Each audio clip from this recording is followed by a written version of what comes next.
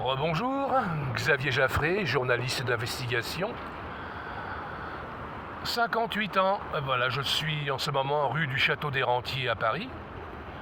Et je vais évoquer justement quelque chose, enfin vraiment, une question que je me pose.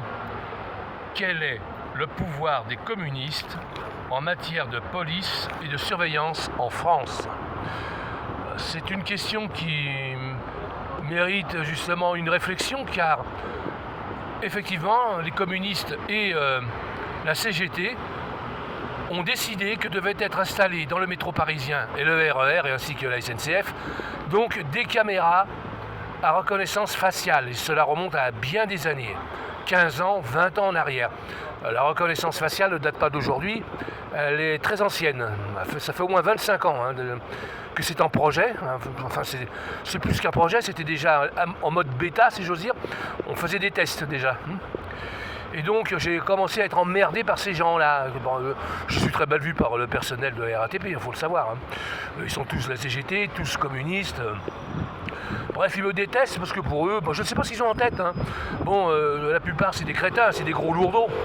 Bon, d'autres sont beaucoup plus intelligents, ils ont fait des études, ils aiment lire, ils aiment écrire également. Donc ils ne m'emmerdent pas cela. Mais les autres, proches des radicaux, je veux dire des véritables criminels comme Pierre Gosselin, qui était une véritable ordure. J'ai fait une vidéo sur lui en le traitant de quasiment enfoiré, ce qu'il était. Pierre Gosselin était un enfoiré, ni plus ni moins. Bon, il va falloir que je m'en explique plus tard, parce que franchement, voyez-vous, je fais de la presse écrite, mais comme personne ne lit Xavier Jaffré Communication, je fais des vidéos, et là, ça percute davantage. Et donc, il paraît que Philippe Bouissou va me faire payer très cher de le faire passer pour un criminel. Mais c'est ce qu'il est, mon gars. C'est ce qu'il est, un assassin qui commandite des assassinats. On est d'accord ? Voilà. Et on approche des élections municipales, ainsi dans 4 mois. Je ne voudrais pas être à sa place, mais ça va faire un boom.